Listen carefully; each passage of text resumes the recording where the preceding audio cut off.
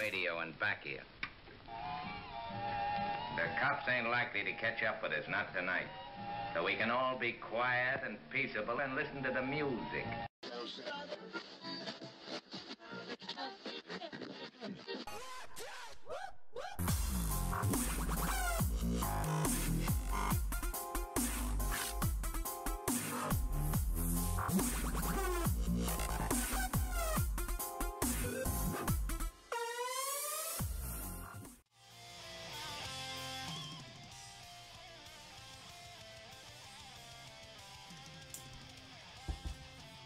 All right, we're here. What's up, T? Yo, what up? What up, dog? I hear it's like, is this, Mike, is this, Mannheim Steamroller? No, this is actually August Burns Red. That was my second. That would have been my second choice for who this was on the thing. Good choice. I want to welcome back Tommy Elwell, or we call him around here T, or the Sasquatch. I didn't have a bobblehead, but I did happen to have a Sasquatch character, and I wish you could zoom in, and I know you can't really. This guy looks like it. Dave bought it for me. He was out of town, and he saw this Sasquatch actually Uncanny. has my face. Hey, I'm not even kidding. And I don't get any real royalties or nothing off of it. Mike, you know, I don't know if you can do this, Mike, in a second. Grab the Sasquatch and kind of pull him towards the camera. I would like you to see it. You really have to see. Dave, can I also, Sure. You know, I appreciate you bringing me back for another week. Yeah, get the close-up, and then you can obviously see what I look like because of my mug. It's pretty similar, and I'm just a share hairier than he is. I'm Italian by descent. The, you know, Dave, there were reviewed. Hello? You're on. Am I on? Yeah, you're on. Okay, there were some, you know, I looked it up. I watched the show afterwards. I was like, it looked all right. So I went and checked out some reviews. So I actually pulled some reviews of my first time, my inaugural time here, and I just wanted to share them with you guys. I wanted to say, one, thank you for reaching out. But the I pulled like 3 of them. So one was he has a head and a mouth, so I guess that will work. So I thought that was a pretty good review. That wasn't bad, you know. The second review, So you're basically able to stay alive. Yeah. Yeah, something like that. The other one, it was actually just quote unquote, it was big. And I guess, that's, whatever. Then this may be the biggest testament. I think I want to thank Joey Rizzullo out of Manahawkin, New Jersey for this one. He said, I like the skinnier Metro guy better. But you got me, so suck it. And actually, I say the same thing to my wife, so just saying. Man, that's some pretty good reviews. Not bad. Yeah, usually it takes a little time before reviews start kicking in, but you guys see here, I've got Tommy Elwell.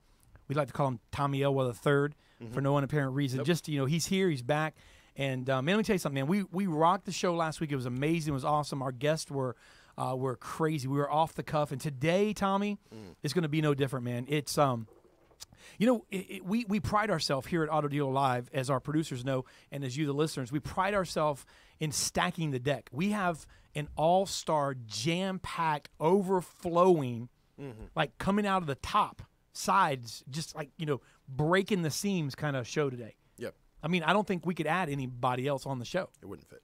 You could try. They wouldn't fit. They wouldn't fit. Nope.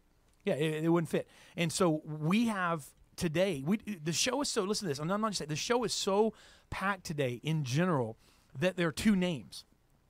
And by the way, one name is not even a name. Like the producer, not you, but one of our other producers, Mike distracted me. Mikey Okindo told me, when I told him the name, he's like, that's too long. And so the name of this first 2 panels in the first half of the show, Tommy, and we're going to bring them on. The next up right here. We're going to jump right into it. The name of this, because, this is a great name, right? 3 veterans and fresh faces of sales.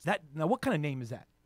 3 veterans, like 3 men and a baby. You know what I'm saying? That kind of, like, we were going for that kind of deal. Yes. It's not really a good name, is it? No, but makes me think of Tom Selleck and Steve Guttenberg. And I tell you, Steve Guttenberg, I don't know if you're watching, because I know I've heard that he watches all the deals. You don't have much. You have a lot of free time. I want you to get a hold of us. We got Autotainment Network. We've started. Yeah. I think we have something for you. Just saying. Just going to put that out there. But go I ahead. agree. I agree. The next up, without further ado, we've got two of the best automotive trainers that are in the U.S. today. And these two gentlemen were responsible, Jonathan Dawson and Alan Dickey. Jonathan, you're responsible for kind of bringing this crew together. And, you know, you're welcome for such a great title that I came up with, even though I got besmirched by everybody here on the crew. 3 veterans, which now I know it's 2 because Laura couldn't make it here at the last minute, but 3 veterans and fresh faces of sales. This was your baby. I love it. And when we talked about this a while back, and I'm glad we had a chance to put this together. I love both of you guys. Your material is great, and you guys are both phenomenal, but different. And so I'm gonna kind of just dump this right out and let you guys get going. Tommy, I know you haven't had a chance to talk to these guys yet.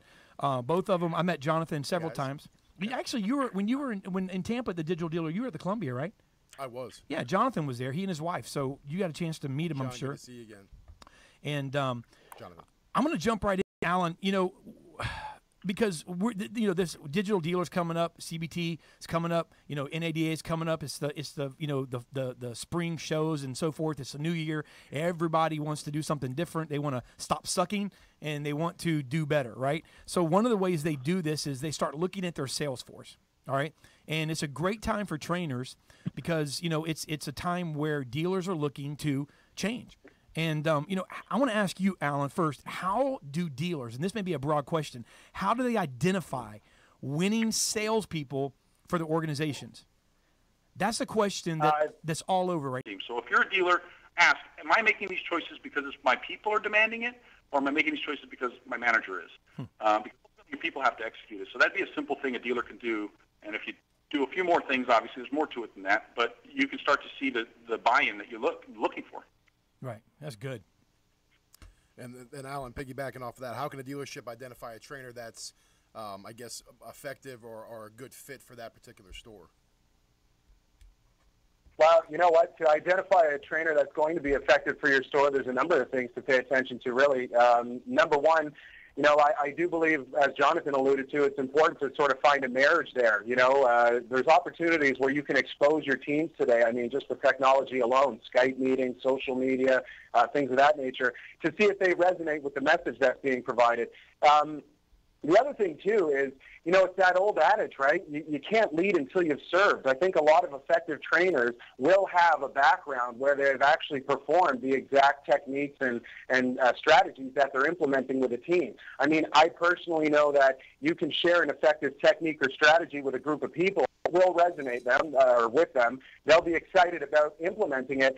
But if you're able to, on demand, perform that for that team while on site and in that store, you know, the buy-in and the believability of its effectiveness just goes through the roof. So one of the things that I would pay attention to is just that. See a guy who can walk the walk and talk the talk. Exactly. Jonathan, you want to weigh in on that too? Yeah, I'd love to. I mean, obviously those who do follow Alan and myself, in fact, part of the reason why I was so excited to try to put a panel like this together with you, David, was because I look across the spectrum of sales trainers at how many have gone into the area of motivational speaker and public stage speaker, but maybe are not actually having to do the things that your people that you're trying to train have to do every day. If you put into Google, you know, if you put Cellcology Live into Google, you'll find, you know, tons of videos of me live with customers. I'm talking recent videos of me live with customers, asking for referrals, doing walkarounds, closing a deal. And because I still live and practice and breathe this stuff, I still sell cars, there's a type of relevance that when I'm talking to a sales team, they immediately, authentically sense.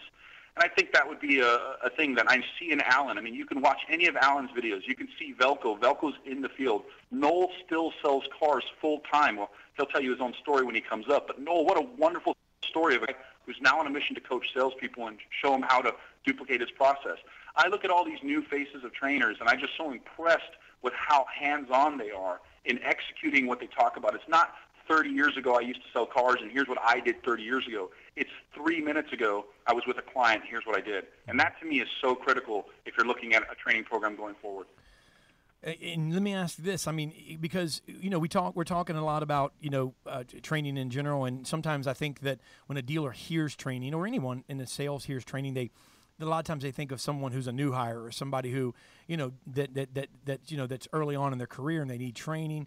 And it's almost like, you know, Dave Anderson has this in general, this red belt training. I don't know if you know the concept behind that, but I love it because he talks about from a martial artist standpoint, somebody that becomes a black belt, typically that's the last day they train. So his whole concept is you worked your whole life to get here, and then when you get there, you stop. You know, and so with that being said, you know, I want to ask you, Jonathan, you know, veterans or someone that's at the top of their game, someone that thinks, hey, I've been trained, I went through training. You know, do they stop? I mean, how do you get through to that person? Because, I mean, can the good become better? You know, what's your theory on that? Because there's a lot of people listening right now that maybe think, hey, you know what, I've gone through training. Yeah, I think that's a wonderful, again, a question that we solve for so many dealers. My approach when working with a veteran person or a veteran crew is to realize that the objectives of a veteran as they spend more time in the business is really the quality of their life and the quality of their business, not just learning the basics or the fundamentals of blocking and tackling, which they probably all need brushing up on continuously. Mm-hmm. But really, when I talk to a veteran salesperson, let me give you an example. When I was talking to Linda Radu was already in her 20 to 30 car a month average when I first met her. She was already what you would call a top performer. Mm-hmm. Her peak month was 48 cars in a month. That is somebody you would say doesn't need training. When Linda met me and saw what I teach, because I specialize in efficiency training for top performers, I showed her how she could exponentially grow her traffic using Google and using reviews. She's now the #1 rated salesperson, according to DealerRater, in the entire world with personal reviews of totaling of over 550 personal reviews. She didn't have that when I met her, and she also didn't know how to use reviews to send traffic to her at a higher quality traffic. All she wanted was to sell as many cars and work less, or sell as many cars and have less stress. Now her personal best is 59.5, and she regularly sells in the 50s. So here's a person who added 20 units to their average. Why? Efficiency. Top performers, they don't want to be told, you know, go greet a customer and all that. What they want to be told is how can you be more efficient with your day, have less stress, and even if all we did was kept you at a 25 or 30 car level, all we did that, but we made it a higher quality experience for you and the customer. Work by repeat referral and self-generation. That's what the top performers want to hear. They don't want to hear you got to go do this, you got to go do this. They want to hear, let me improve the quality of your life, of your business. And that resonates with the veteran. Very good. It does. It resonated with me. Thanks. That was solid. Let me ask you this, Alan. In terms of turnover, salesperson turnover, we see it in this industry here on our side of the coin as well. Why do you believe turnover in dealerships is as high as it is? There's one simple reason, the same reason plants die, or people for that matter, if you don't feed them. The people aren't being fed. We're bringing individuals into a dealership environment. We're sticking them into a corner and giving them this archaic instruction of figure it out. Hey, that's how I started my career. There's your desk. Go sell a car. Instruction like this. So, you know, one of the important things is, I mean, gosh, look at the simple things like plants and people. When you feed and provide them with the right nutrients, if you will, everyone can grow strong and flourish. And I think that's what it is. You know, discipline actions taken on a consistent basis will guarantee results. If you've got management and leadership inside your organization that is not taking a disciplined set of actions on a consistent basis to deliver those nutrients, that information, that teaching to your salespeople, they're going to die. And so usually the root of this problem is one of two things. Either one, you don't have, you know, leadership that's capable to do it, or an even worse problem, you have leadership that doesn't feel that it's necessary, or they feel that what they have to offer is enough. One of the biggest ways we can guarantee growth and success and continued success in our lives as organizations is through humility. I mean, one of the biggest things, alluding to what you just spoke to with Jonathan, I mean, I have a saying, if you're green, you're growing. If you're ripe, you're rotting, right? So as long as we stay in this humble mode, even as top elite performers, always suggesting or believing that we could, you know, take new instruction and pick up new tools and advice from it and remain humble, then we can go anywhere. But as far as the turnover in dealerships, you got to feed the kids, feed the people, you know? Very good point. You know, a quote that I don't remember who said it. Maybe we can throw it up on the screen if we find it. But when you were talking about plants, somebody quoted, you know, you don't say to a plant, you don't shout to a plant, grow.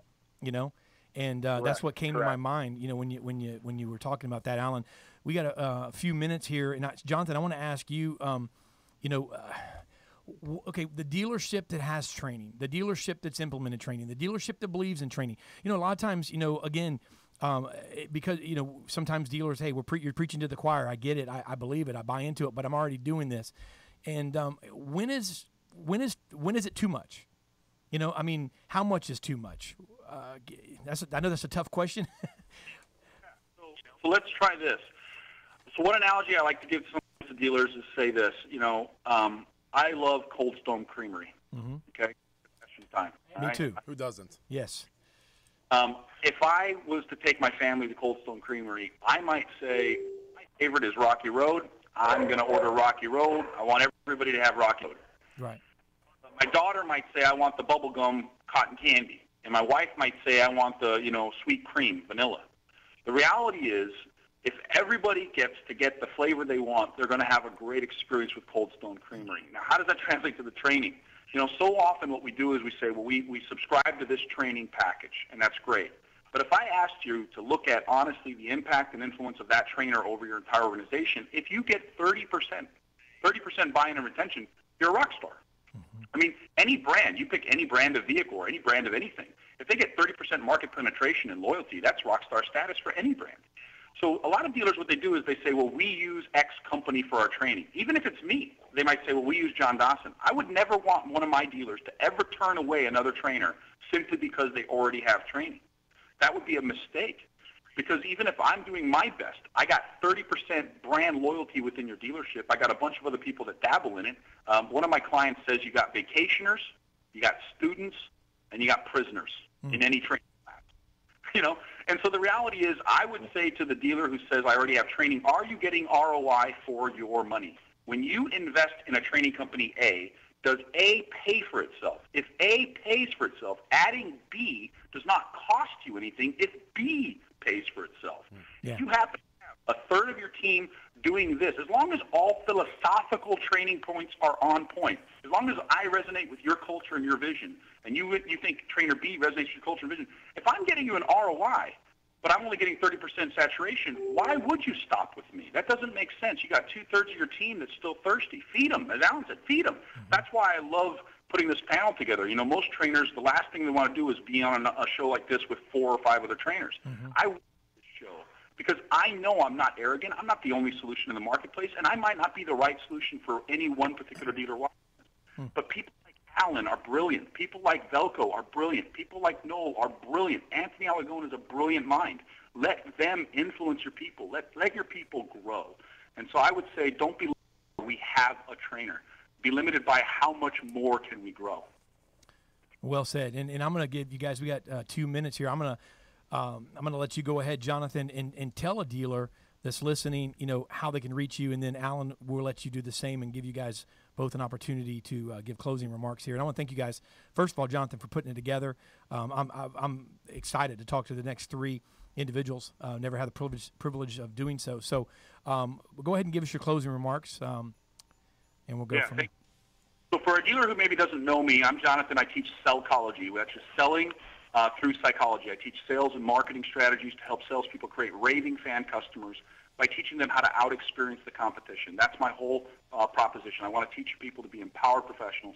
The best way to get a hold of me is, of course, my cell phone's the most direct way, which I'll give you right now, and that's simply 612-387-7776. There's a lot of sevens there. Let me give it to you again.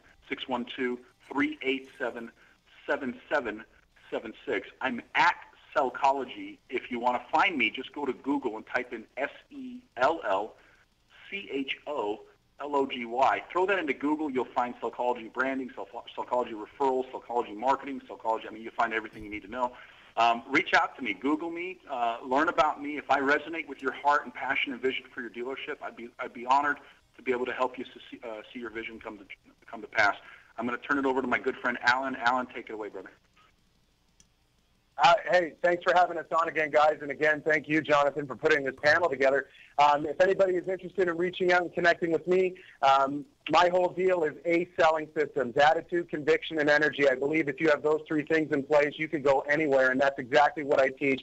A series of principle-based fundamentals that are timeless and effective with all spectrums of your sales team. You can find me directly on my website at www.alandickey.com. A lot of information and incredible content is there for you, as well as social media, Facebook, YouTube. And you can also find an incredible program that I've just made available at www.selling systems.com. We've got a lot of incredible stuff going on. We're ushering into 2016, looking to make a lot of noise in the marketplace and have sales representatives paying more taxes. Yeah, that's a good problem to have. Yeah, it is. It is a good problem to have. Gentlemen, thank you so much for being with us. Again, stick around and listen to the panel that you put together, Jonathan. So thank you, guys. Look forward to talking to you very soon. Yeah, thanks so much. Thank you. Hey, Tommy. See you guys. Bye. Thanks, fellas. That's awesome, man. You know, as a salesperson, that kind of stuff fires me up. I know Arnold's probably drunk right now because we said training about 25, 30 times. Listen, jump on Twitter, #AutoDealerLive. Make sure you tweet. Let's get it. Let's blow it up. And don't go anywhere. Listen, I'm going to go ahead and give you a little bit of what's coming up. We've got on the next up, we've got panel 2, fresh faces, Anthony Alagano, Noel Walsh, and I'm not going to mess up Velko's last name. I'm going to say that's Tuchiev. Tuchiev. I don't know if I'm right. You know what? You might be. And you better than Velko Tuchiev. That's a cool name. That's a cool name. It's a cool name. So, but then down the road, Tommy, we've got a special panel coming up the second half of the show. We're going to debate the elimination of the box. We're going to talk about, does the F&I box have a place in today's auto dealership? Is there a hybrid? Is it a virtual deal? What's going on? We've got Jim DeLuca, Candace Crane, Frank Lopes. And listen, we've added a couple of people that have found out about the topic that just really honestly can't stay out of the box here. We've got Shaka Dyson, and we've got Tony D that are going to join too. So we have a pretty heated discussion. I think there's going to be multiple vantage points. That's going to come up on the second half of the show, and you do not want to miss that panel. So the next up, we'll be back with panel 2 in just a couple of minutes.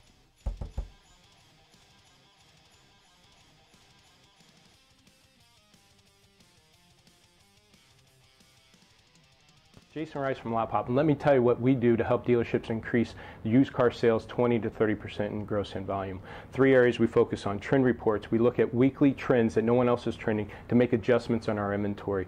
2 is we do weekly review calls to review those trends, but also we dig through every car that needs to be price adjusted to increase the searches. And 3, we do a virtual lot walk, make sure every car is standing tall in line, and make sure we don't have bad photos like these. Check out our website, lotpop.com. our blog at automotiverevolution.com, and our weekly video tips at increaseturn.com. Thanks.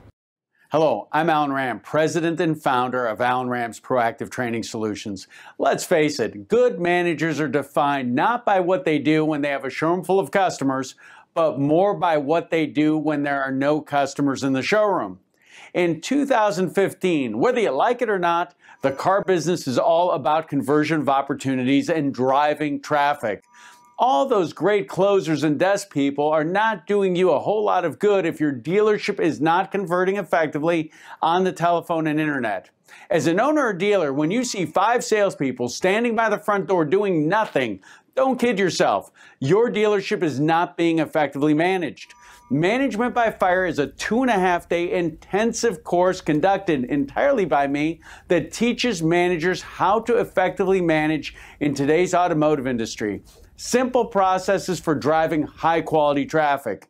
For more information on upcoming events, please call my team at 866-996-4665. Once again, 866-996-4665. Thank you.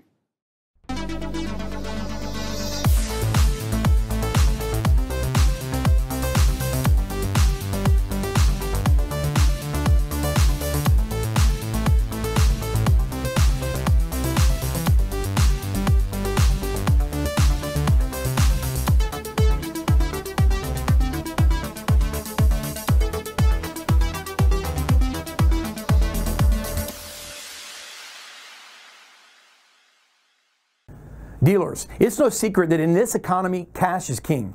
From the smallest independent lots to the largest franchise dealerships, our businesses are driven by available capital. Having more access to our back-end reserves can be a game changer. Until now, a dealer who wrote, for example, $1 million in premiums their first year because of the way contracts earn out would have access to about $70,000 after the first year, about $250,000 the second year.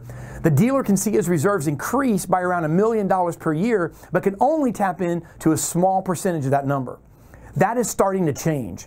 With accelerated profit accessibility, the new reinsurance model makes a huge leap in helping dealers with their biggest reinsurance frustration: limited access and poor investment income on reserve. What could that mean for you? Well, if your loss ratio is estimated at 40% after the first year, under the new reinsurance model, you could access $600,000 instead of $70,000. After the second year, it could be $1.2 million instead of $250,000. Times are changing, even for reinsurance. It may be time to take a closer look at your dealer-owned reinsurance company. Go to dealerre.com or call Dealer Re today at 804-824-9533. Thank you.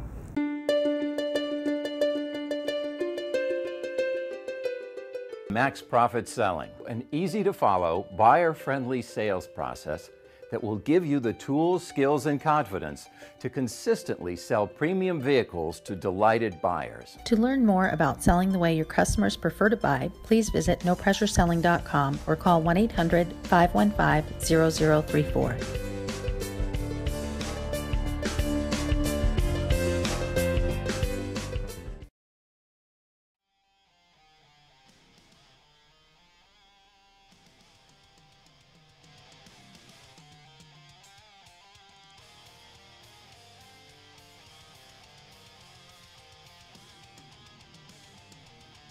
What up? We're back. We're back. What's up, T? I didn't get a chance to rest that much. No. From between the break. God rest ye merry gentlemen. God rest ye merry. Is that what we're listening to? Who is this again? Is this August Burns Red. Oh, it's August Burns Red. Yes. Still don't know who they are. Continuing on. You ready, man? Fresh Faces. Yep. Panel 2. Boom. The next up. Boom. I'm going to let you pronounce the Velko's last name. I'm going to try. You're going to do it because I'm going to see if you got it right or not. Ready? We got Anthony Alagona, Noel Walsh, and Velko Tuchev. Are we good? Velko, we get it right? Yes, absolutely. All right. Sweet. Guys, thank you for joining us. And I'm sure you were listening. Jonathan Dawson did a great job. Heard really, really good things. I've had a little bit of an opportunity, especially with Noel, to check out some of the things that you guys have on social media. And I want to kind of jump right in. Tommy, I'm going to let you kind of kick this sucker off, man. You know, I know you were, since you got the last name right, you know, you should I get the honors. You get the honors. Yep, I appreciate that. Thank you. Welcome. And this let's go ahead and jump into it with Velko. Now, let me ask you this, Mr. Velko, pleasure to meet you. What would you say, in your opinion, makes a top sales producer? Simple. Well, pleasure to meet you as well, gentlemen, and thank you for the opportunity. I also want to take the opportunity to thank Jonathan Dawson for getting this together. Top producer, it's a lot of things make a salesperson a top producer, but the most important thing that I believe a salesperson must possess is they have to love what they do. They also have to have a clear understanding of what they want, and they have to be committed to reaching their goals. But the essential part that a lot of salespeople are missing is that there's always a problem, and we always have solutions for problems. So looking for the problem should be the number one goal for every salesperson. And my brand is the professional problem solver, because I really committed and my career was focused on finding as many problems as possible and demonstrating a solution to my clients. So all these things plus massive action will be essential for creating a top producer. Okay, and let me go to you, Noel. young salespeople. I mean, this is an industry where we do this not because we want to, because we want to see this industry continue to grow and go and so forth. And we're in love with this industry, as I'm sure you guys are. And so looking into the auto industry, we want to pour into the next generation of salespeople. Noel, in your opinion, what would you recommend? I mean, we're looking at young salespeople in an era where it's not on the top of someone's mind that, hey, I want to get a job in the car business. Let's say they do. What do you recommend for young salespeople starting out in the genre of training? What is the most important thing that Noel Walsh can say to a young salesperson? Yeah, I see so many young salespeople come into this business, and they get frustrated. They have a big month, and they have some slow months. Some of the politics, the long hours, just the things that we deal with, the customers. So a lot of them quit. What I would recommend for young salespeople is find a store where you feel comfortable. A brand that you like Velcro said, you have to be passionate about what you're selling. So a brand that you like, a store where you feel comfortable, and just watch what big dogs do. Just follow the top producers, listen to your managers, and just talk to as many customers as you can and create a customer satisfaction experience that they won't ever second guess or want to go look for another one. But it's just getting your feet planted, following what the big people do, invest in yourself, and just talk to as many people as you can. And BDC right now, good answer, Noel. BDC right now, Anthony, it's obviously hot. We have on this show, with Alan Ram, we had Sean V. Bradley. These guys started a debate a couple years ago that's kind of morphed into multiple BDC boardrooms at Digital Dealer. BDC, is it cradle to grave? Is there is it salespeople, taking it all the way, or do you have to have these two layers and, tomato, what do I need to do? Which one's right for me? Manufacturers breathing down dealerships next. So it's a hot topic. In your opinion, you're a big BDC trainer, and you have a passion for that. What are the 3 keys to running a successful BDC according to you, Anthony? Well, first and foremost, nice to meet you, my friend, and I want to say thank you for the opportunity to be on the show. I think the 3 things that you want to be really key on, number 1 is a process. You have to have a process in place. We want to realize that an internet lead is usually about a 45 to 90-day opportunity, and most dealerships only maximize leads that close within the first week or so. So you want to make sure that you have the proper process in place. Number 2, you want to lead by example. So if I'm a business development manager, I don't want to just pawn off my work to my representatives. I want to lead by example, meaning I better know all the scripting. I better know all the rebuttals. I better be tracking certain metrics. I better be taking TOs and proactively engaging clients myself. And number 3 is the accountability factor, which is probably the biggest factor that Jonathan touched on. Going into dealerships, it's easy to get people pumped up and motivated and inspired and teach them the process. But when I leave the dealership, it's the biggest question. Are they going to continue to do the work? And like you said, even for the experts that are out there, is training relevant? Well, a good example is football. Peyton Manning, he's going to be a Hall of Famer. He didn't forget how to throw footballs, but he goes out there and throws footballs every day in practice. Mm-hmm. So I think it's the accountability factor is going to be really key at the end of the day. And before Tommy jumps in, just piggyback, you said something, so it just leads me into a question. I think it would make sense to you, Anthony, staying there. The biggest challenge, you mentioned process. What's the biggest challenge when installing a process and training a BDC? Salespeople don't like process. They have to have process, but they don't like it by nature. We're typically, flying by the seat of our pants in many ways. So what's the biggest challenge? Is that it? I'm glad you asked that question. Actually, it is. When I go into dealerships, I think the biggest challenge I see is bridging the gap between the BDC and the sales team, because the BDC kind of determines on how the customer is going to come in, how they're going to come into your dealership. Are they going to come in happy and open-minded, or are they going to come in fearful and full of anxiety? And then the sales team is going to, determine how they leave. Are they going to leave happy and satisfied, or angry and frustrated? So we want to make sure that when we tell these people in the virtual showroom, where they spend 45 to 90 days in your virtual showroom, that when they get to the dealership, to the brick and mortar, that we're going to perpetuate the same message that we said in the virtual showroom. Well said. Yes, sir. And process is not something, that we like. Not at all. It's a necessary evil, but I don't know about you, but if I'm left by myself, I'm like, bam, and then I'm like, what did I just shoot at? I'm a fire aim ready kind of guy, by nature, and that's gotten me a lot of money, but it's also got me a lot of headache. So process is 100%. necessary. Yeah, and I think as salespeople too, we're guilty making mistakes. And I think this question will go back to Velko. You know, like I said, sometimes it's a training thing. Sometimes it's just literally forgetting what we've learned and getting back to the basics and so forth. But Velko, what do you think are the most common mistakes that salespeople in general make? That's good. You know that it's great that you're asking this question. It's a phenomenal question because I tend to find the same mistakes in every dealership with the majority of the salespeople. And before I start my session, I always ask one question. Do you believe that because we deal with different people every day, we should have different process with each client that we work with? And the majority of salespeople are answering yes.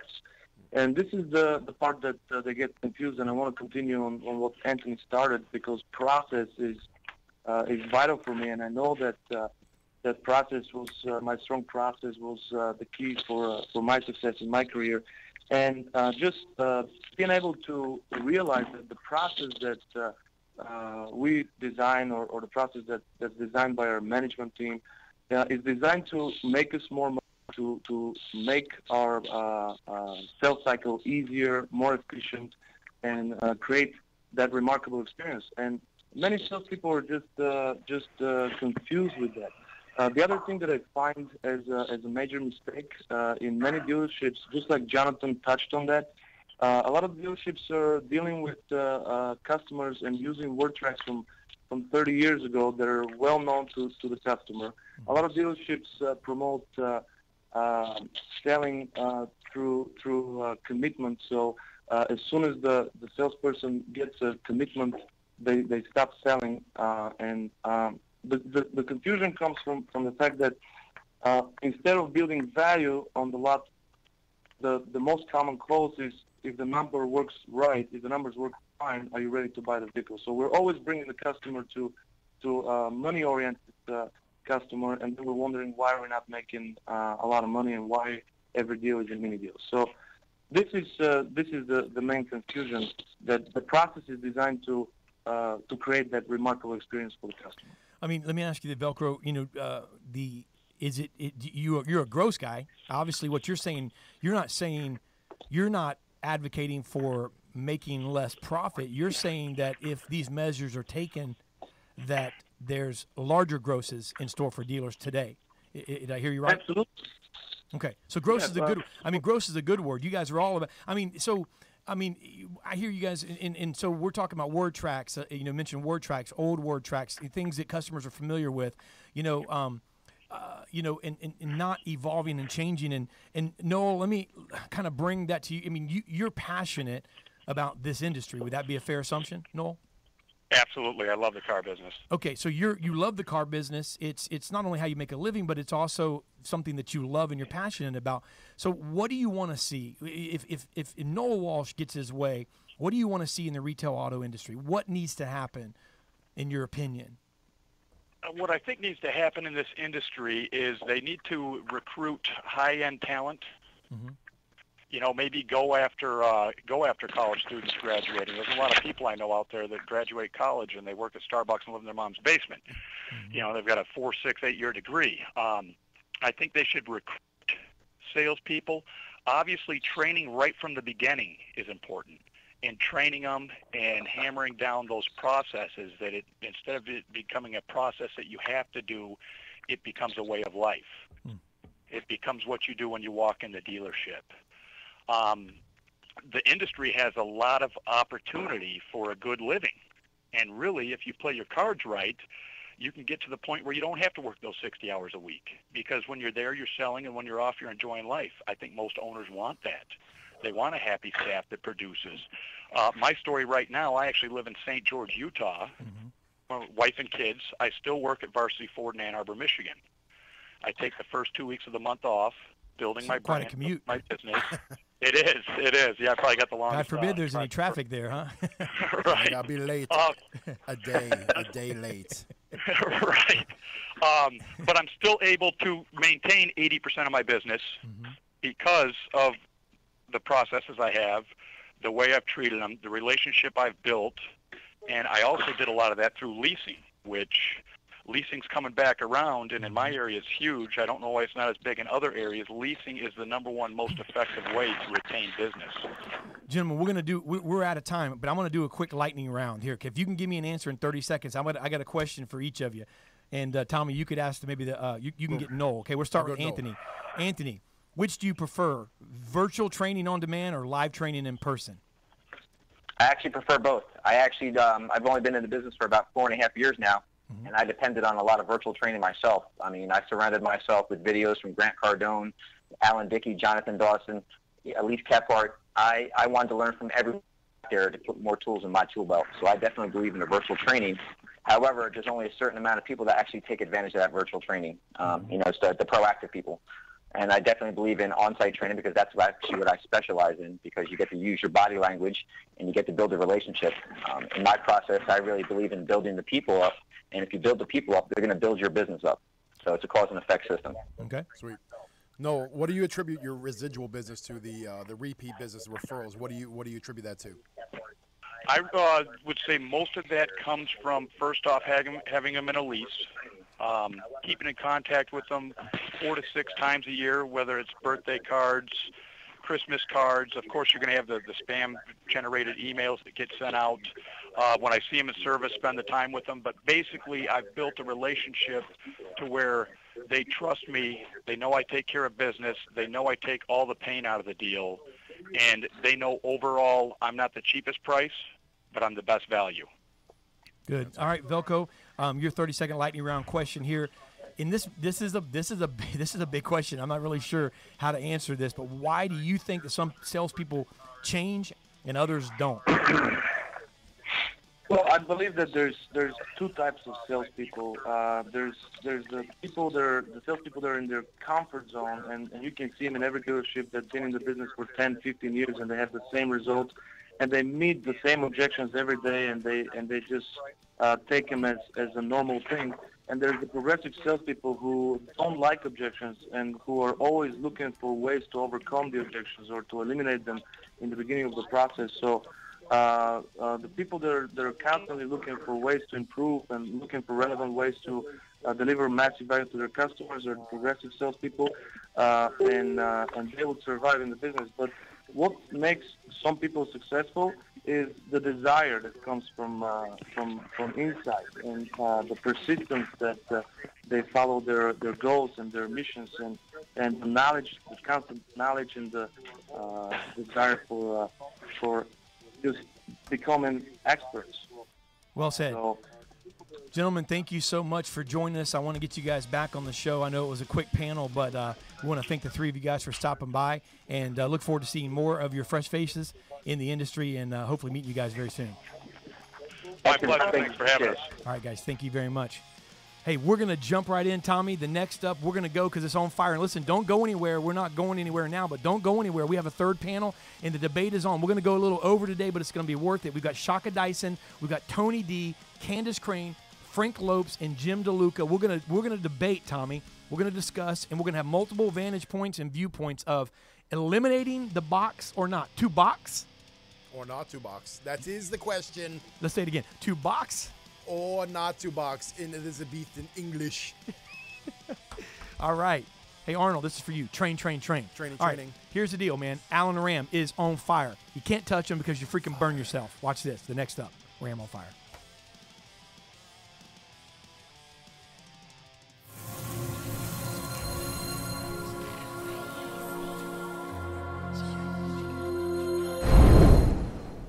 Hello everyone, I'm Alan Ram, President and Founder of Alan Ram's Proactive Training Solutions, and here's what's got me fired up today.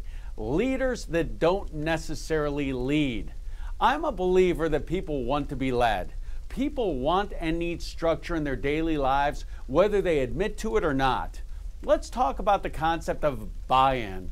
I'm going to explain this from my perspective as someone who trains on the telephone, management, and conversion. We talk to a lot of great dealers every day. We also talk to plenty of dealers that have never effectively trained anyone on anything, nor held anyone accountable for performance. These are always the dealers that want to get a consensus from their staff and buy-in from the management team. buy-in. Before you send your kids off to school, do the teachers actually come to the house and get buy-in from the kids, or do you make the decision that they're going to go to school? When I was in the Marine Corps, I don't remember my platoon commander sitting us down to get buy-in. He made the decision, and then it was our job to execute on it. In most cases, the managers that these dealers want to get buy-in from have never been trained themselves nor held their team accountable for anything. If they had something better, they probably should have executed on it by now, don't you think? You haven't trained your people or really held them accountable for 9 years, and now you want to get them to agree that they need training and accountability. That's ridiculous. If you're in a leadership position, don't be afraid to make a good decision. Here's something else that makes me crazy. Dealers and general managers that snivel, well, what if I can't get my people to do it? Well, what if your kids decided they didn't want to go to school? Would you be okay with that? What if firefighters decided they no longer wanted to train, or pilots decided that training was optional at Southwest Airlines? Would that be okay? Of course not. Why are things that are obvious and required in just about every other business or undertaking in this country seen as optional at so many car dealerships? Do you think Bill Belichick waits for buy-in from his assistant coaches and players? Leaders lead. It's okay to have discussion amongst your management team, but at the end of the day, someone needs to make a good decision. The best organizations move with speed and purpose. Remember that. Thanks for letting me get that off my chest.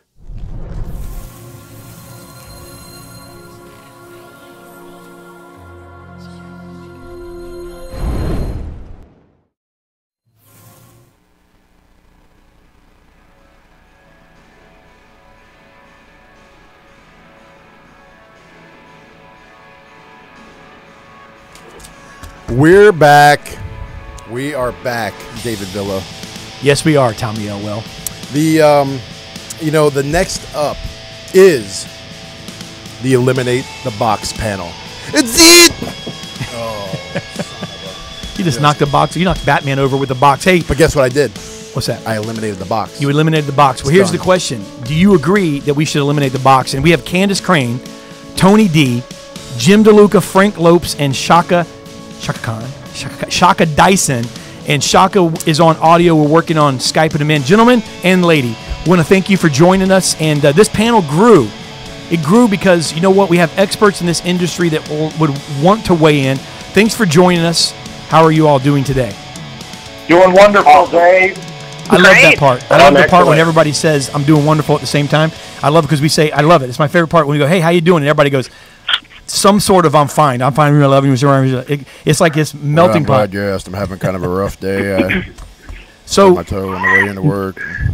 I want to jump right in, guys. Actually, I'm going to start with Candace. Candace, it was interesting when we reached out initially for this panel, and it was discussing the topic. You know, you had mentioned that you and Jim, I know that you just posted an article or a blog on LinkedIn that I read talking about should we eliminate the box. And I know, Candace, you and Jim had a discussion at Digital Dealer, so this really just came all together. And I want to start with you, Candace. What's made you passionate about this topic, and really what we're going to do, if you guys are okay with it, because you're the experts here. And I want to give you as much time as possible. We're going to just kind of start this off, and we're going to let you guys kind of do a hand raise type deal and just weigh in, and we'll just let you have this show with us doing some moderation, if that's okay. Candace, why are you so passionate about this topic? I'm passionate because I've seen it work. I was the organizational development director at a pretty large group in Minnesota, and we rolled out this initiative in 2010 as a result of not finding enough people to hire as salespeople. Really, it started as a recruiting initiative, and we wanted to restructure the type of person we were going to hire. We decided to go after recent college grads, and as we were looking at what it was going to cost to pay them and how we could keep the hours limited to closer to 40 and define a career path, we recognized that F&I was continuing to be an issue in the sense that it was the program was costing a lot to have F&I managers. It was really expensive. We could use that money elsewhere, and we just began discussion around how do we eliminate that and create a better customer experience, and we did. And The results have been fantastic over the course of the last 5 years. I know this model works, and I guess that's why I'm passionate about it. Jim, I'm going to ask you the same question and kind of just weigh in on your and Candace's conversation and what prompted you to write this article regarding your experience here with Sonic and so forth. Well, I've been a F&I trainer for about 16 or 17 years, and I also do a lot of sales training. And what prompted me to look at this model was, A, my fascination with Sonic, and B, the pay inequity between F&I managers and the salespeople that they rely upon to generate their huge incomes. Mm-hmm. And that's what prompted me to hop into my car and drive down to Town and Country and phantom shop them. And further to that, if we look at the word box itself, does anybody know where that comes from? Chuck Norris movie. No, it actually comes from the cattle industry, where you take your beef cattle and they go into the chute. At the end of the chute is the box, and that's where they shoot them in the head with a compressed air cannon and kill them. And in the early 70s, when F&I started to become popular, that was the model that we had called shoot and box. And quite frankly, in my experience, it hasn't changed that much. So I think the industry is due for a change. I think, we often talk about the millennials, and I'm firmly convinced that they are not going to tolerate this process, in large part because it's sprung upon them, and they don't have that opportunity to self-educate the way consumers do on every other aspect of the automotive purchasing process.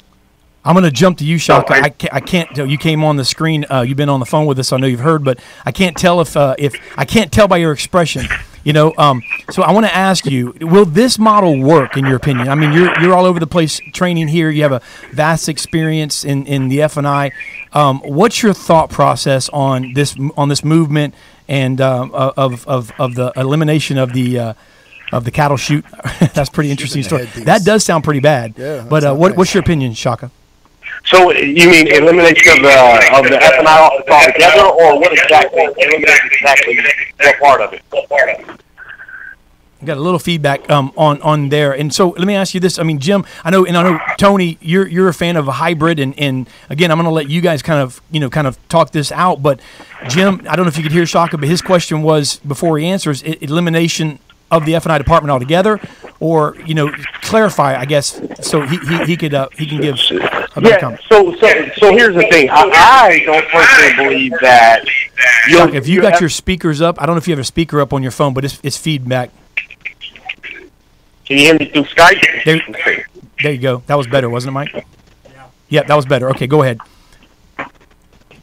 Perfect. There you go. You can hear me now? Yes, sir. All right, perfect. So here's the thing. I don't. Yeah, it's. I think Tony's got his speakers on. I got my speaker. In fact, I'm text messaging Shaka right now with instructions. So hopefully you got those, Shaka. Yeah, can you hear me now? Yes. Now we got you. There's an echo either way, and I only had one speaker rocking, so I apologize for it. Nope, you're good. You're good now. Okay. I don't believe.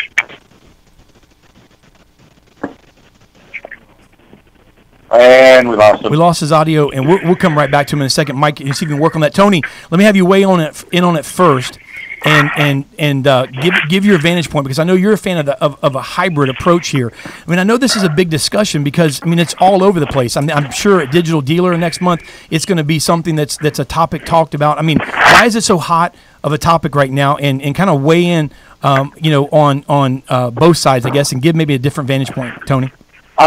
I'm glad that everybody's somewhat come to the party on this one. I got involved with a dealer group that wanted to do something different and started doing this and implementing and really pioneering some hybrid-type processes back in 2009, 6 years ago or so now.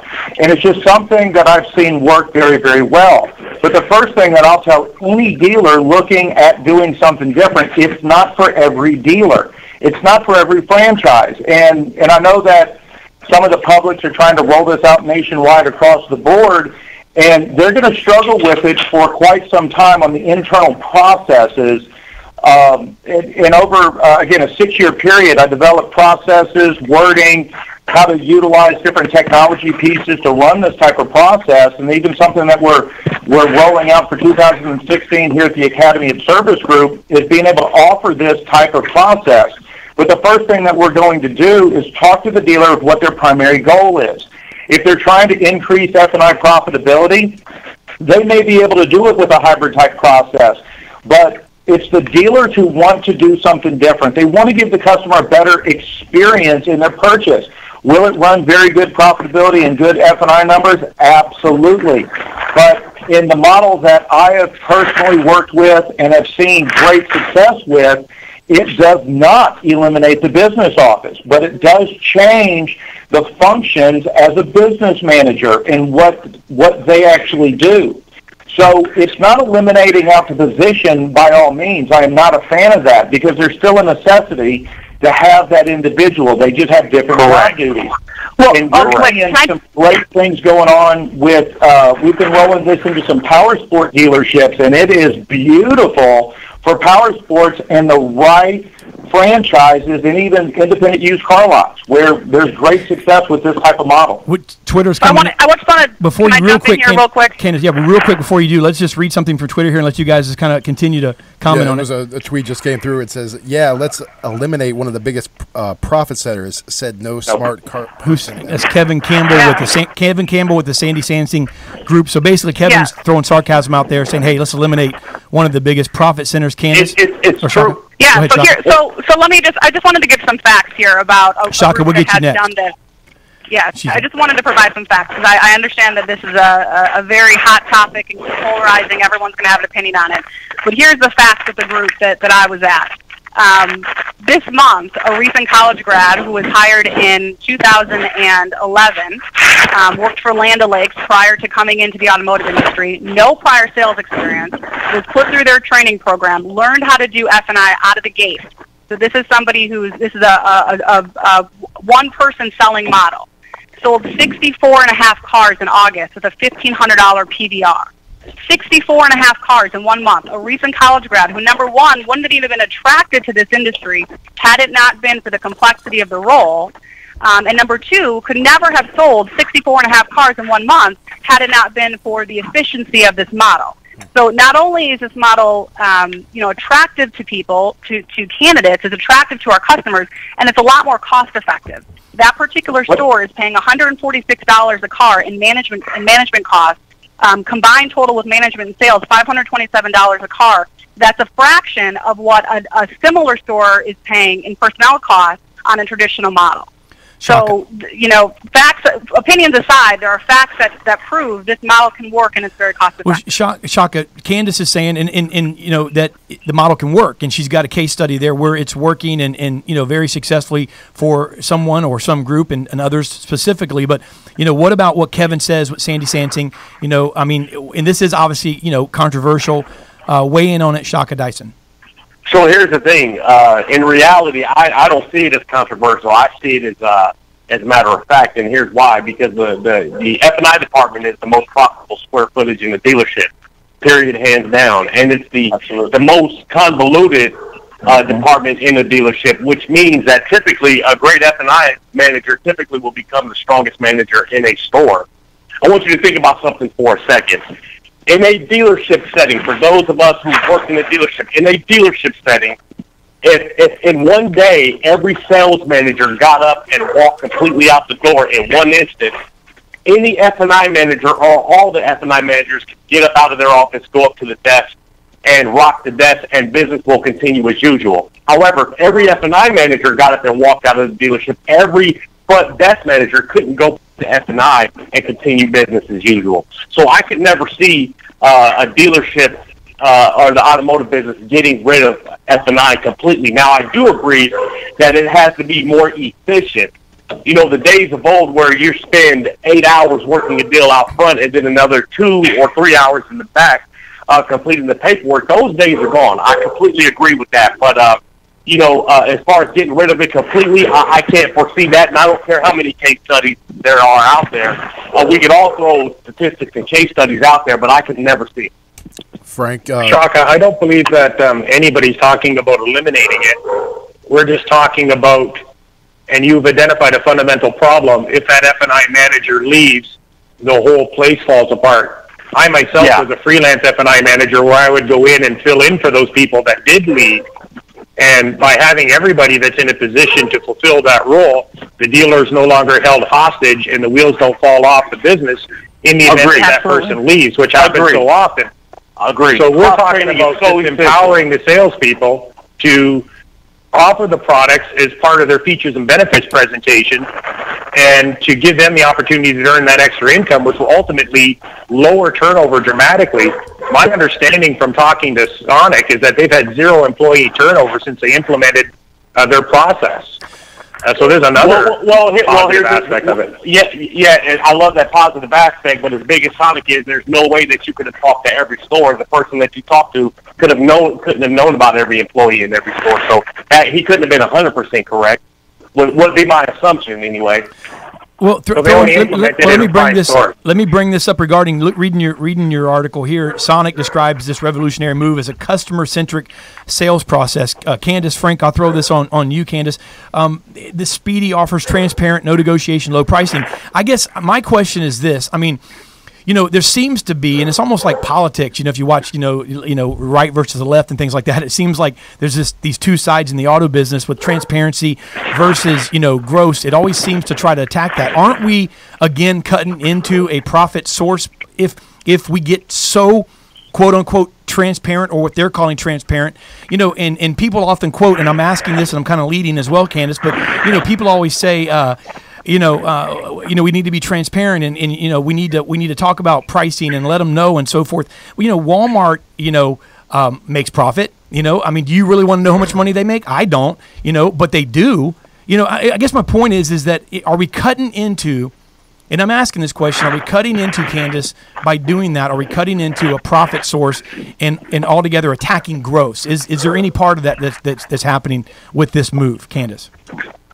In my opinion, no. You're lowering expenses. You're able to redistribute that cost, which is extremely significant, given to a very small percentage of people, reallocate it back to operations where you can now have more people on the sales floor, more people taking care of your customers, and empowering them, like Frank said, to do the deal from start to finish. I mean, yes, it's going to require an investment in training and development. You certainly have to get everybody able and qualified to be able to to close the deal and to complete the finance paperwork. But if you can teach them how to sell a car, why can't you teach them how to finance it as well? I mean, you hold people accountable, you change the measurables, and yes, you certainly can expect the same outcomes, lowering the cost and still having more people in the sales floor, reducing your hours, having a much better culture, and a much happier set of customers that can get out the door a lot faster, not having to sit around waiting for the F&I manager to become available.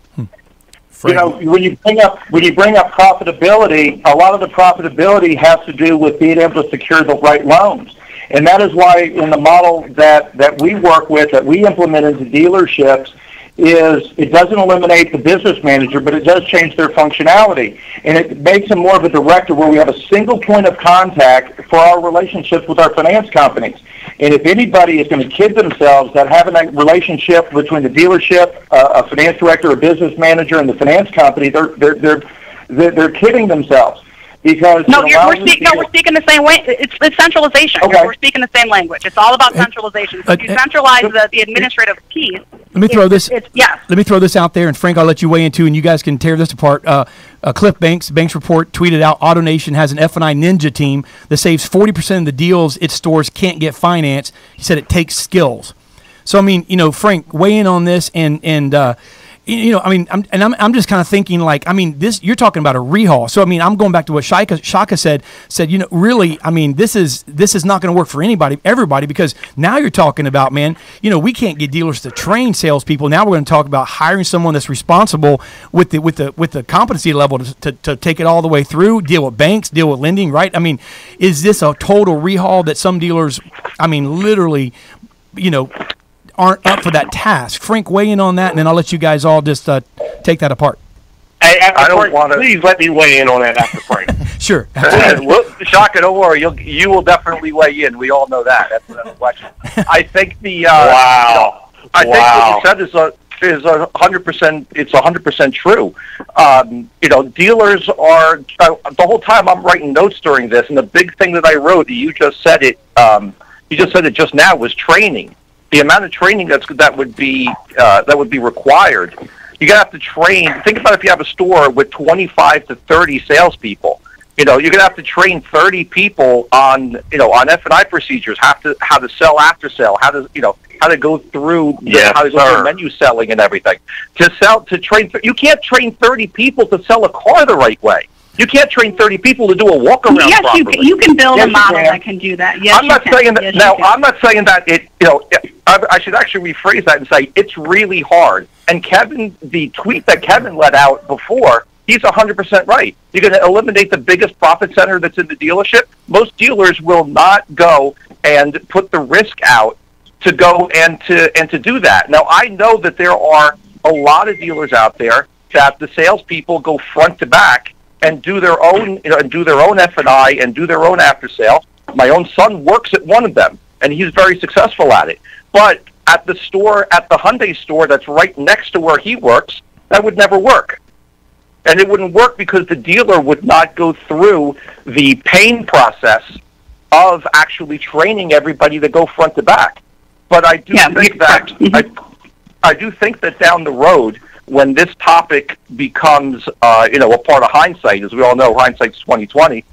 I think we're going to see that there's going to be a hybrid version, and just what the AutoNation, the thing about Crane out of AutoNation is probably going to be right, where there's going to be one ninja person in every store who's really going to be like, so to say, an F&I director who would handle or who would oversee and who would train. And then when a guy can't get bought, when a customer can't get bought and the front-to-back salesperson can't get it done, the ninja's going to have to come in and get on the phone with the underwriter and get the guy bought. I'm not trying to be old school here. I mean, I'm a salesperson. I'm a shocker. I'm going to direct this right to you, but I guess you guys know my opinion. I don't really have a dog in the hunt, so to speak, except for the fact that I wouldn't sell as good as I sell if the reward wasn't as great on the other end. So I'm just thinking, from the standpoint of commission. I'm thinking of the standpoint of if someone's going to try hard, there's got to be a reward at the end of it. Are we eliminating some of the best mentors? Are we eliminating,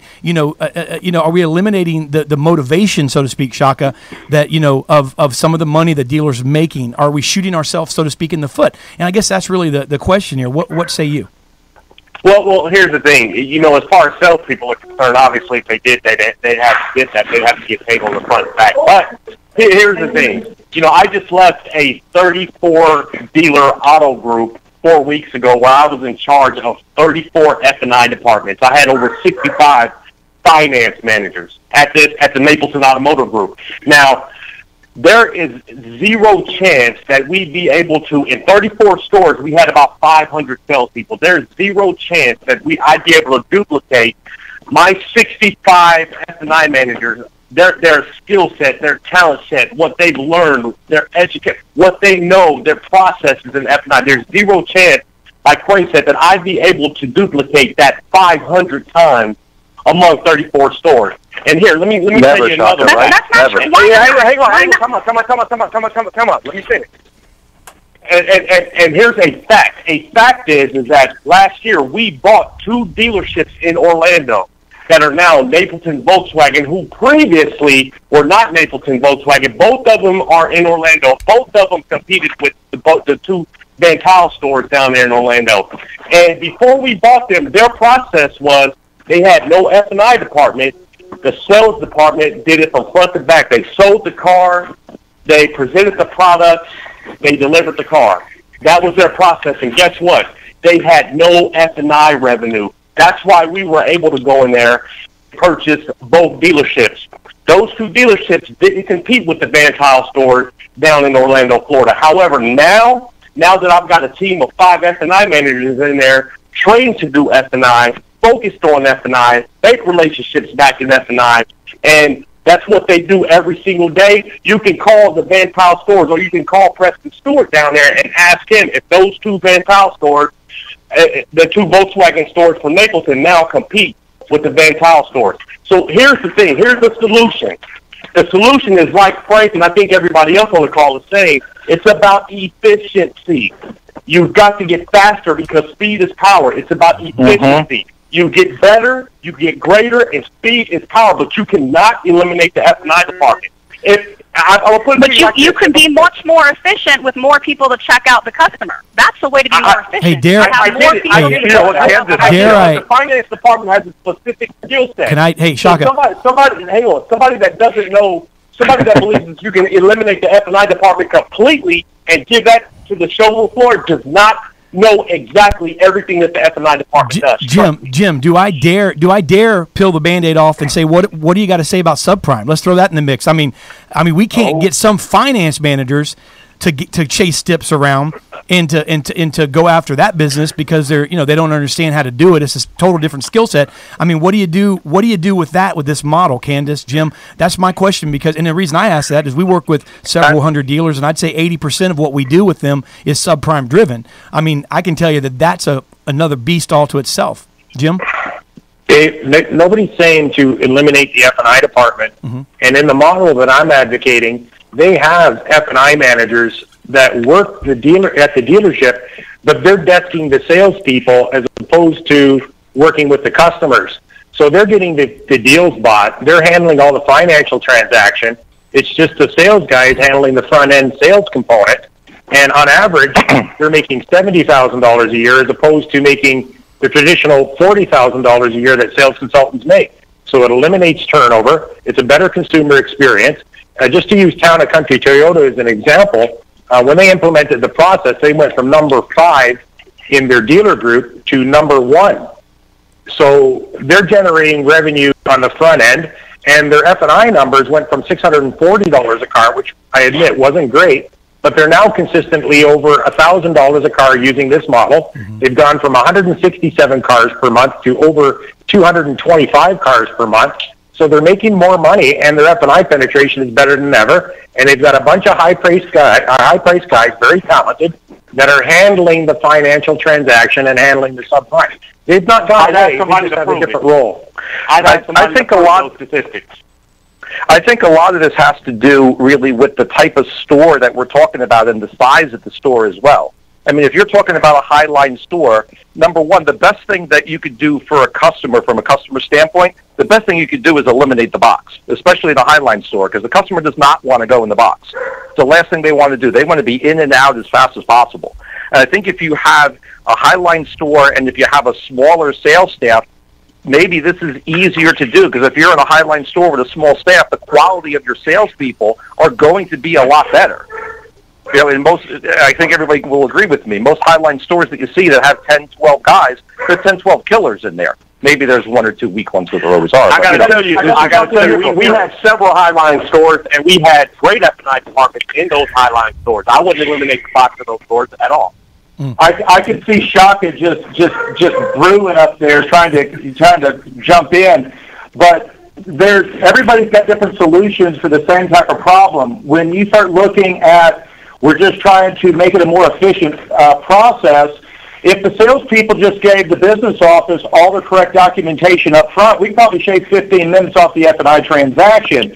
There you go, Tony. Yeah, that's the truth. But there's one of the big things that what we've done, that we've started to develop here at Service Group, is an actual assessment of business managers coming in. So we found a pattern and a model by doing an assessment, so we know who is more likely to be a better business manager. So as opposed to putting in the investment into the wrong person, now we can do this. We're going to be rolling this into the hybrid model. But with a hybrid model, we have to start from the beginning. Too many times where there's hybrid and they struggle, and again, you start looking at Sonic, they said they have just rolled out into all of their stores, I believe, last year. They haven't been able to do it. We have to hire the people from the get-go that this is what they're going to be, whether that's a college student coming out of school or even a professional automotive salesperson. And we start them from the beginning of this is what they're going to do. They're going to sell the vehicle and offer the F&I products. And again, it's not eliminating out the business manager, but it does change their primary focus inside the dealership. And again, like what got brought up, when you start getting into subprime or problematic deals, I need people to be able to handle that. I have been blown up on Twitter, Facebook, sitting right here. My phone with people who got my number with text messages about this conversation of how do we handle all the different things, and there's been a lot of opinions being thrown out here. And I'd like to say hi to all my friends of the Ethical F&I managers who joined us today. But the business manager is not eliminated, but it does shift because there still is a necessity of that person with those skill sets, with the relationships with the finance companies, but also somebody who can train and mentor those hybrids inside of the store. I keep bringing it up, and I think, Frank, you just brought it up. It's not for every dealership at this time, but there are great places. And when we start looking at so many different companies trying to model it after an Apple store, have you walked into an Apple store recently? You walk in, you get upped, you get qualified. What are you here to do? Do you have an appointment? Are you here for service? They point you in the direction. Then they go, I got a guy in a gray suit with a white beard. He's looking at iPads. And all of a sudden they walk over, they go, you're named Jim? Hi, Jim. My name is Tony. What can I show you about an iPad? The Apple store is operating more like a car dealership than anything else. The biggest difference is one person will complete the transaction. They'll do the repair, they'll sell it to you, they'll swipe your credit card, and you walk out. Oh, try to pay cash at an Apple store, man. It locks them all up. They can't even make change. So there's still the necessity of the business manager of the dealership, but utilizing a hybrid model, I agree, again, like we saw up in Minnesota. I'm somewhat familiar with that group. I visited some of their stores 2010, You're talking about the Walter Group? You talking about the Walter Group? Yeah, the Walter Group. Group I worked at. Yes, yeah. That was the group I worked at. Correct. Yes. I've been to some of your stores and to some of the stores in Colorado. I know they weren't yours, but I've visited some of those to develop a hybrid process that can be installed. I'll even say this. We're even seeing some great success of increasing F&I numbers, increasing volume, increasing CSI by having some of our people being hybrids and other people not being hybrids. We're seeing great success with that because our traditional salesperson, they may not be good with talking about F&I products, but some of our other people are. Yeah. I don't know how much. Very highly successful stores doing that. I don't know how much. They don't all have to be one price either. I don't know how much Arnold's. I don't know how much Arnold Terrian drink, but he just tweeted. I'm reading Arnold. I think the salespeople should. Right now, laughing. I think the salespeople should detail the cars as well. He said.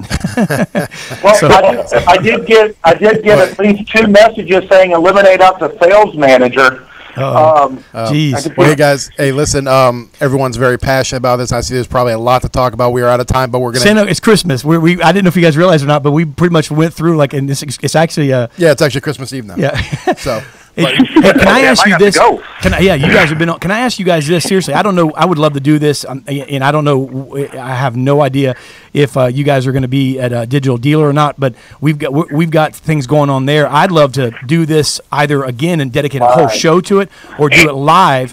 If you guys are going to be at Digital Dealer, we're right there. We've got a little stage put up in the corner, and I'm going to tell you because I think this is a great topic, and I think this is a great discussion. I don't know if you guys could work that out, but if you can, we'll get together on it. But either way, would you guys come back and we can dedicate a show on this?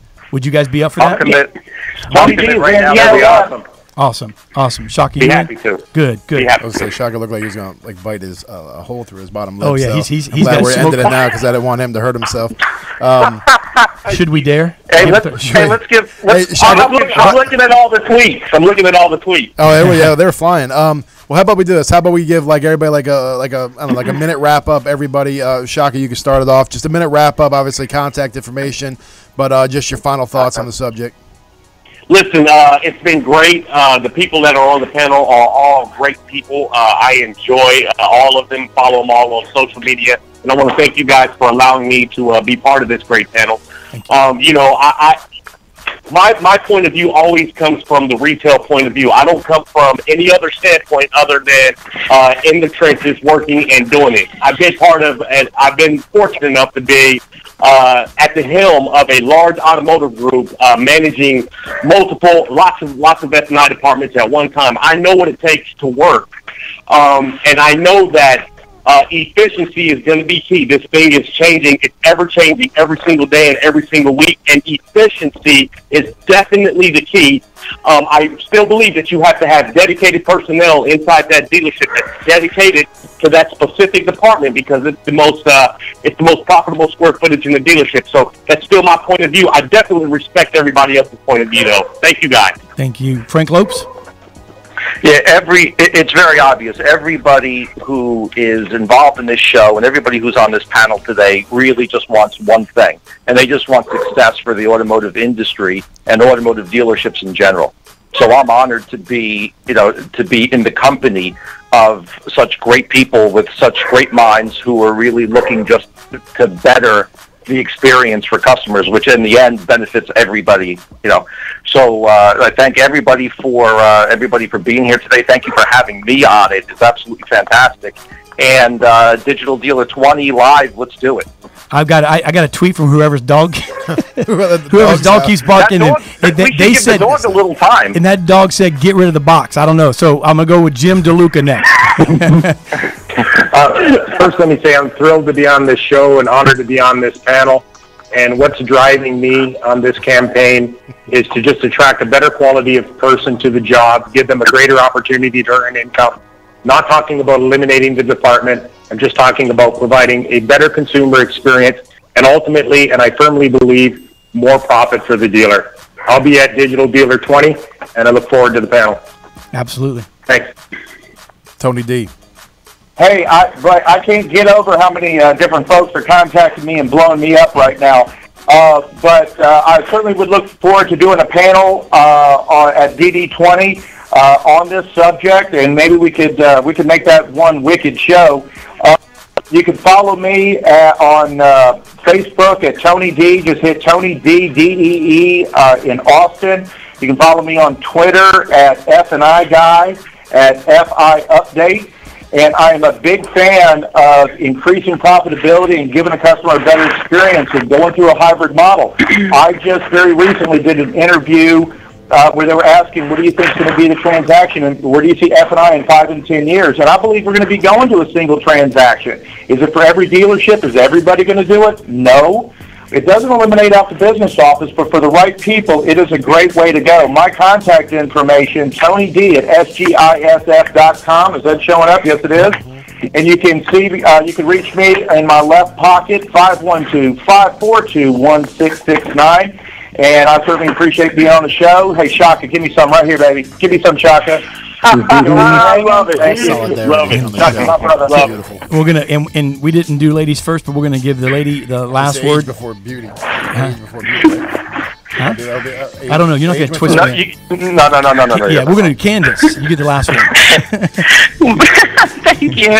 Really appreciate being on the show. I'm so glad that we got this topic going today. I'm really excited to continue the topic. I will be at Digital Dealer actually speaking on this.